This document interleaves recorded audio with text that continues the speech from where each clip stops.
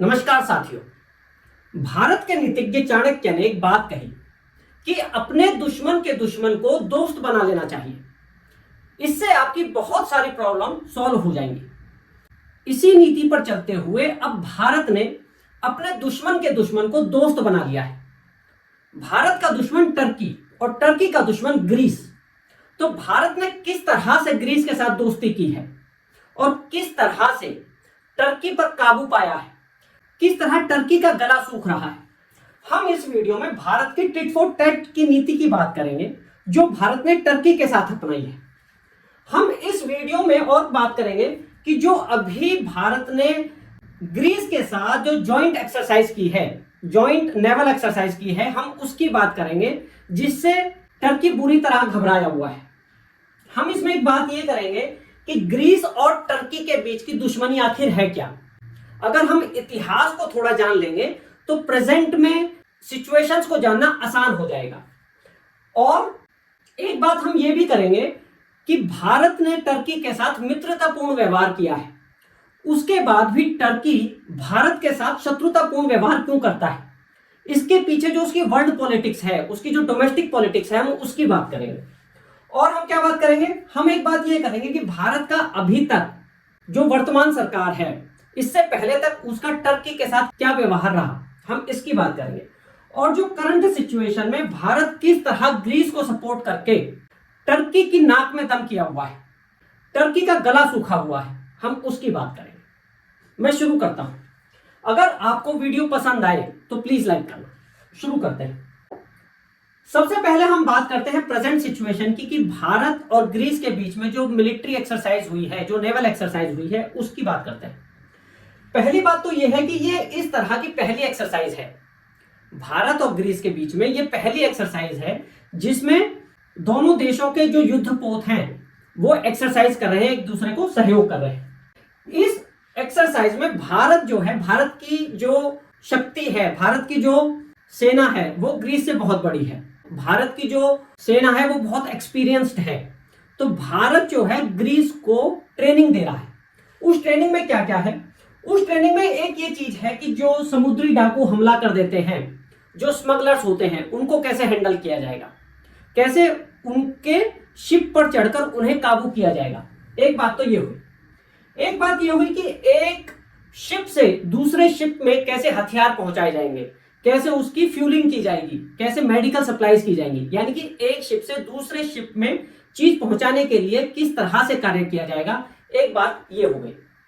एक ये हो गई कि अगर कोई शत्रु देश हमला कर दे, पनडुब्बी से हमला कर दे, तो उसका क्या जवाब कैसे दिया जाएगा। एक बात आपकी ये हो गई। एक चीज ये हो गई, जब हमला किया जाता है तो जो गन मैन हैं उनके बीच में कैसे कोऑर्डिनेशन किया जाएगा। एक एक्सरसाइज इस तरह की होती है। और भारत के शिप से हेलीकॉप्टर किस तरह उनके शिप में पहुंचे और उनके हेलीकॉप्टर किस तरह भारत के शिप पर उतरे। तो इस तरह की एक बहुत इलेबोरेट, एक बहुत विस्तृत एक्सरसाइज दोनों देशों के बीच में हुई 13 सितंबर से 18 सितंबर के बीच में। इससे टर्की बहुत परेशान है। टर्की और ग्रीस के बीच में बहुत पुरानी दुश्मनी है जिसकी अभी हम बात करेंगे। और जो ये एक्सरसाइज है, जो ये वाली सिचुएशन है, ये दोनों देशों के लिए बहुत महत्वपूर्ण, बहुत विन विन सिचुएशन है। ग्रीस का दुश्मन टर्की है, तो ग्रीस को उसे हैंडल करने के लिए ट्रेनिंग मिली है, उसे एक साथी मिला है जो ताकतवर है भारत जैसा। और भारत का दुश्मन टर्की है जो लगातार भारत को तंग करने की कोशिश कर रहा है पाकिस्तान के जरिए। तो दोनों ही देश बहुत विन विन सिचुएशन में हैं। एक हम इसकी भी बात अभी आगे करेंगे। और भारत ने ऐसा नहीं है कि कोई अपना साधारण सा युद्धपोत वहां भेज दिया हो। भारत ने अपना एक बहुत रेपुटेड युद्धपोत INS त्रिखंड वहां भेजा, जिससे कि एक बहुत बड़ा मैसेज टर्की को दिया जा सके कि we are serious regarding this. अब हम त्रिखंड की एक बार बात करते हैं कि जो ये युद्धपोत है त्रिखंड, ये किस तरह से काम करता है। एक चीज और है कि जो वहां का मीडिया है टर्की का, वो इसको लेकर बहुत कंसर्न है। उसने बहुत सारी जो बातें हैं वो पहले छापी हैं जब भारत के प्रधानमंत्री ग्रीस पहुंचे थे। हम उसकी भी अभी बात करेंगे। पहले हम त्रिखंड की बात कर लेते हैं कि जो त्रिखंड जो युद्धपोत है इसकी क्या क्या खास बात है। देखिए, दुश्मन को हिट करने के लिए ये ब्रह्मोस मिसाइल से लैस है। ब्रह्मोस मिसाइल क्रूज मिसाइल है, जो कि अगर उनका एक जो सिस्टम है, जैसे उन्होंने लगा रखा है वहां S-400 जो रूस से लिया हुआ है, उसको भी बाईपास किया जा सकता है। ब्रह्मोस इस तरह की मिसाइल है, तो वो ब्रह्मोस से लैस था।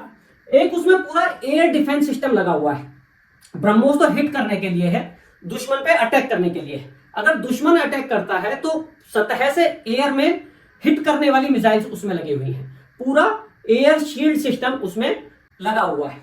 और क्या चीज है उसमें? रॉकेट लॉन्चर्स हैं, एंटी सबमरीन। अगर पनडुब्बी से कोई हमला करता है तो वो रॉकेट लॉन्चर से पूरी तरह लैस है। कुल मिला के वो सिस्टम इतना बड़ा है कि जो अपने आप में पर्याप्त है। खाली हिंद महासागर में नहीं, वहां से जाकर अभी कहा गया हुआ है भूमध्य सागर में, तो भूमध्य महासागर में भी वो इतना अपने आप में सफिशिएंट है कि वहां बड़ा एक्शन ले सके, जॉइंट मिलिट्री एक्सरसाइज वहां कर सके अपने मित्र देश ग्रीस के साथ, और अगर टर्की बीच में इंटरफेयर करता है तो उसे भी संभाल सके, उसे ढंग से जवाब दे सके। तो भारत ने एक बहुत सीरियस, एक बहुत इलेबोरेट कदम यहां उठाया है। अब हम बात करते हैं कि जो ग्रीस और टर्की के बीच में दुश्मनी किस बात की है। पहले हम थोड़ा सा इतिहास जान लें, जिससे हमें यह पता चले कि दोनों देशों के बीच में दुश्मनी किस तरह की है, जिससे कि हम प्रेजेंट सिचुएशन को पास्ट के साथ जोड़ पाए। पहले हम थोड़ा सा ग्रीस के बारे में जान लेते हैं कि ग्रीस और भारत के बीच में किस तरह के संबंध, ऐतिहासिक संबंध रहे। आपको ध्यान होगा सन 326 ईसा पूर्व ग्रीस के शासक सिकंदर ने भारत पर हमला किया था। सिकंदर महान तो मैं नहीं कहूंगा, पर हां एक पावरफुल शासक था जिसने भारत पर हमला किया। वो एक विश्व विजेता बनने की चाह में भारत आया और भारत पर उसने हमला किया। वो बात अलग है कि उस समय चाणक्य हुआ करते थे, जिनकी छत्र छाया में चंद्रगुप्त मौर्य थे। तो चंद्रगुप्त मौर्य ने सिकंदर को हराया। कुल मिलाकर सिकंदर जो है हताश होकर वापस लौट गया। वो अपनी सेना को इंस्पायर नहीं कर पाया कि वो फिर से हमला कर पाए। उस दुख में जब वो विश्व विजयी नहीं बन पाया तो जाते हुए, लौटते समय उसकी मृत्यु हो गई। उसी सेना के कमांडर सेल्यूकस हुआ करते थे। उसने 305 बीसी में फिर से भारत पर हमला किया और चंद्रगुप्त मौर्य ने उसे बुरी तरह हराया और उसके कई क्षेत्रों पर जो उसके अंडर आते थे उन पर कब्जा कर लिया। वो फिर से हमला ना करे, उसकी बेटी थी हेलेना, उसके साथ चाणक्य ने चंद्रगुप्त का विवाह कराया। इस तरह भारत ने उस समय अपनी सीमाएं और सुरक्षित की।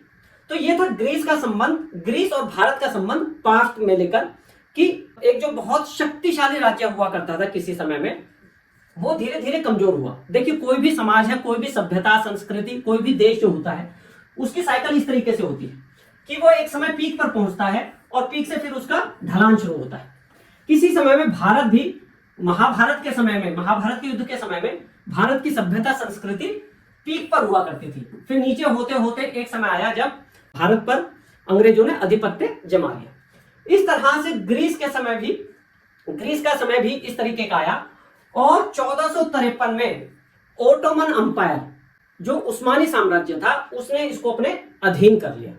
उस्मानी साम्राज्य या ओटोमन अंपायर जो आज का टर्की है। तो अगर आज के संदर्भ की बात करें तो टर्की ने ग्रीस पर कब्जा कर लिया 1453 में। ओटोमन अंपायर एक बहुत बड़ा साम्राज्य था जो बहुत सारे देशों पर कब्जा किया हुआ था। एक समय आया 400 साढ़े 400 साल बाद 1821 में ग्रीस को आजादी मिली ओटोमन अंपायर से। तो वो समय था, उसे फ्रीडम तो मिल गया, लेकिन तभी से उसकी और टर्की के बीच में हमेशा युद्ध चलता रहता है किसी ना किसी बात पर। इन दोनों की जो बाउंड्रीज हैं वो मीट करती है यहाँ पे। तो किसी ना किसी बात पर, बाउंड्री पर, या जो इनके बीच में एजियन सागर है, तो समुद्री जो सीमाएं हैं उसके ऊपर, या जो हवाई सीमाएं हैं उसके ऊपर, दोनों के बीच में युद्ध चलता रहता है। तो दोनों की जो लड़ाई है वो 500-600 साल पुरानी है। जैसे भारत और पाकिस्तान की लड़ाई केवल 80 साल पुरानी है, तो उससे 6-7 गुना पुरानी लड़ाई इन दोनों देशों के बीच में है। लड़ाई का एक बड़ा कारण साइप्रस है। साइप्रस एक द्वीप है। साइप्रस में दो तरह के समुदाय हैं, एक मोहम्मडन्स लोग हैं और एक जो ग्रीस मूल के लोग हैं। तो एक समुदाय चाहता है कि वो ग्रीस के साथ जाए और एक समुदाय चाहता है वो टर्की के साथ है। तो टर्की ने जो साइप्रस का नॉर्थ इलाका है उस पर कब्जा भी किया हुआ है, यानी कि साइप्रस के ऊपर, सीमाओं के ऊपर, दोनों के बीच में लगातार कुछ ना कुछ चलता रहता है। जब ये युद्धाभ्यास, जब ये ट्रेनिंग करता है ग्रीस, तो दोनों की जो फोर्सेस हैं अक्सर आमने सामने आ जाती हैं। कुल मिलाकर सिचुएशन बहुत टेंस रहता है।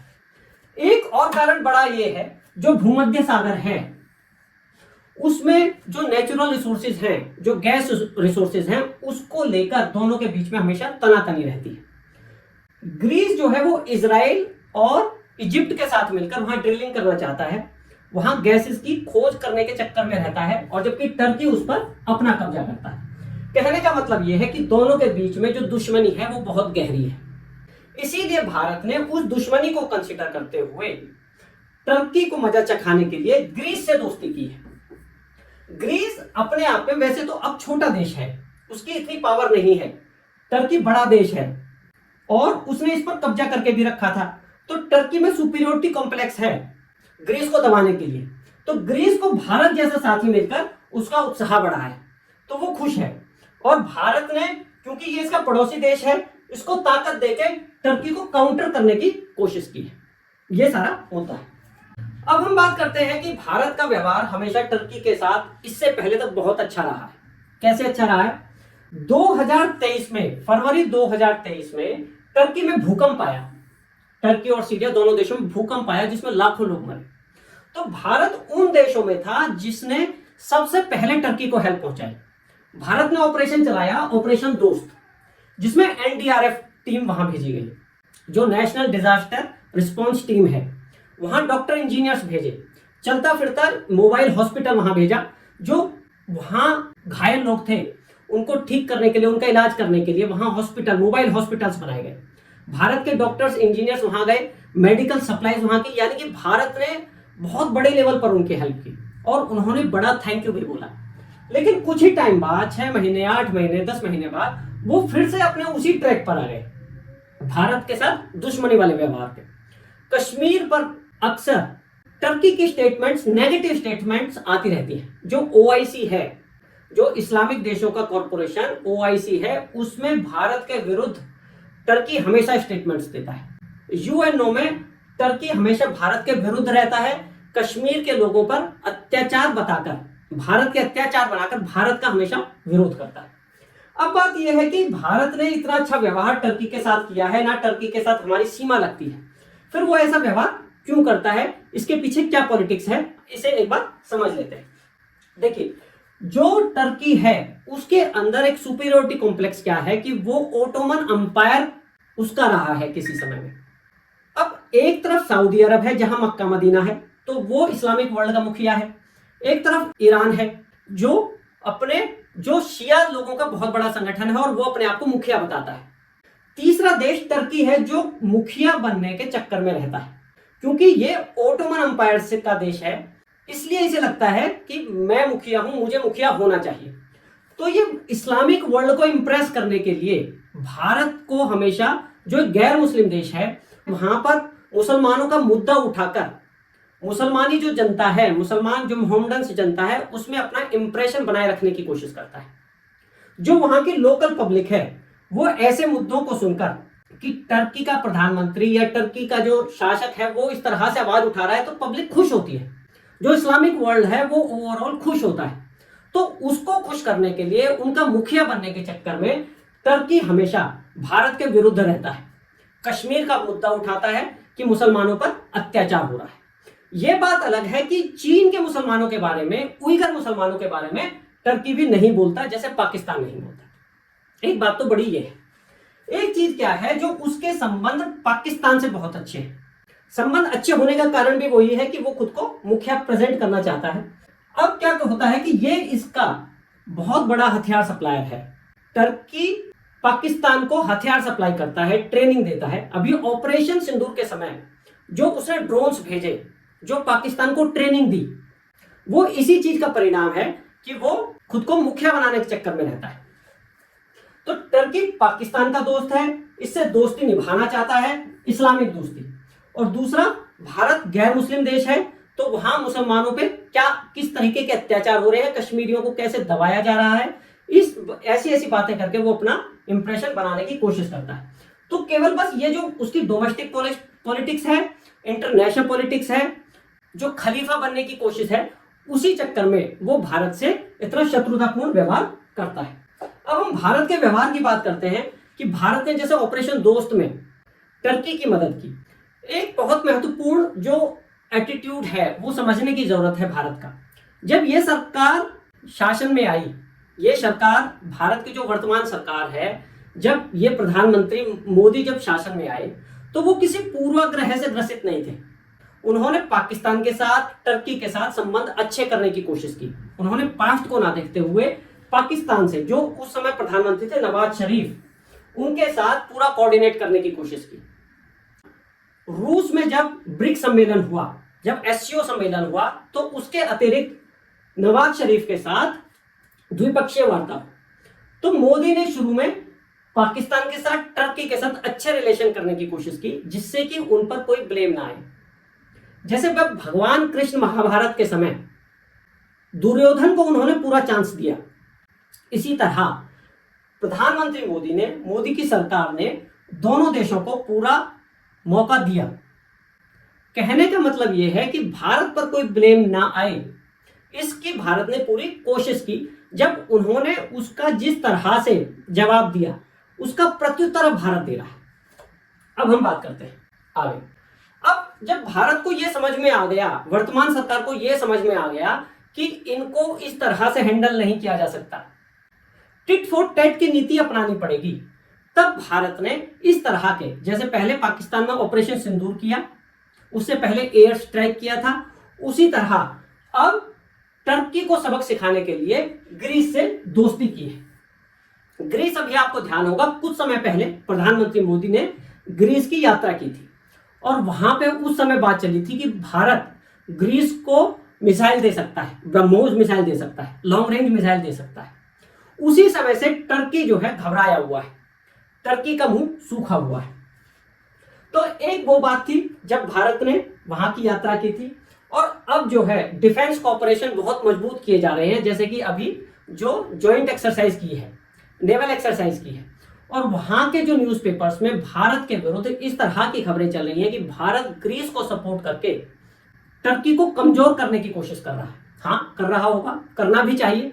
आपने भी उतनी ही कोशिश की भारत को कमजोर करने की, पाकिस्तान का गलत साथ देकर। एक बात और है, वो जो एरिया है वो बहुत महत्वपूर्ण है, भूमध्य सागर। वहां से लगभग 12-15% विश्व का व्यापार होता है।